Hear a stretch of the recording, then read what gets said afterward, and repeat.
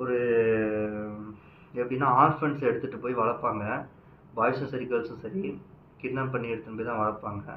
அவங்களுக்குலாம் வந்து ஃபுட்டு கிட்டலாம் ப்ரொவைட் பண்ணி அவங்கள வந்து ட்ரெயின் பண்ணி ரொம்ப ஃபிசிக்கல் டார்ச்சர் ட்ரைனிங்காக இருக்கும். அதெல்லாம் வந்து அந்த அளவுக்கு ட்ரெயின் பண்ணி அவங்கள ஒரு எப்படி சொல்கிறதுன்னா ஒருத்தனே உட்காந்து ஒரு 30-40 பேர்னாலும் கொல்லக்கூடிய அளவுக்கு ட்ரெயின் பண்ணுவாங்க அவங்கள.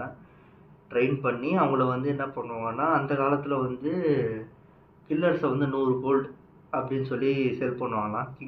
கிங்ஸ் எல்லாம் வந்து கிங்ஸுக்கு. ஸோ அதே மாதிரி தான் இந்த கரண்ட் ஜென்ரேஷன்ஸ்லேயும் அந்த மாதிரி 100 கோல்டுக்கு நிகரான அந்த இதில் வந்து அசாசின்ஸை சேல் பண்ணிகிட்டு இருப்பாங்க.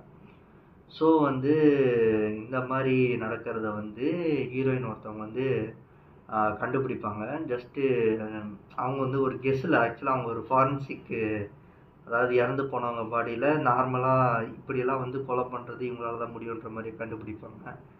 ஸோ இவங்க வந்து திருப்பி அந்த நிஞ்சா அவங்க கிளான் ஒரு குரூப் இருக்கும். ஸோ இந்த மாதிரி ஒருத்தவங்க வந்து இந்த மாதிரி பண்ணுறாங்க. ஸோ அவங்கள எக்ஸிக்யூட் பண்ணணும் அப்படின்னு சொல்லிட்டு வருவாங்க. இங்கே தான் நம்ம ஹீரோ வராரு. ஹீரோ வந்து அவரே ஒரு நிஞ்சா தான். அவர் வந்து சின்ன வயசுலேருந்து இதே மாதிரி ஆர்ஃபனில் வளர்ந்து வந்து அவருக்கு ஒரு லவ் ஸ்டோரி இருக்கும். அந்த லவ்வர் வந்து தப்பிச்சு போகணும் அப்படின்னு நினச்சி அவங்கள கொன்னுருவாங்க. ஸோ அதனால் அவருக்கு அப்பயே அது ஒரு இதாகிடும். ஸோ இவர் மெச்சூர் ஆகி இவர் ஃபுல் ஃப்ளெட்ஜ்டு அசாசின் ஆகும்போது என்ன ஆகும்னா, இவரோட பாஸ் ஒருத்தர் இருப்பார், ஒசுனுன்னு ஒருத்தர் இருப்பார்.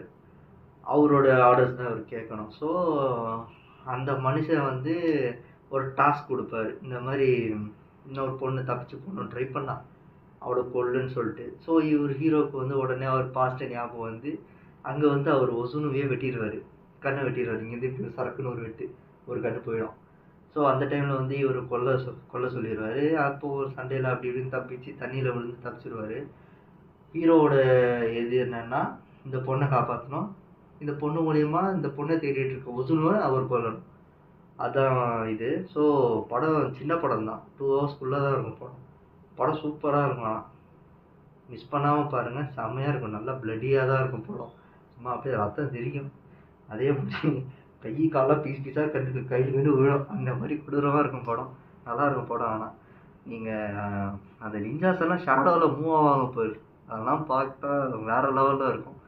நல்ல ஃபீல் படம். ஆனால் ஓவரால் சொல்லப்போனால் பெஸ்ட்டு படம். ஸோ இந்த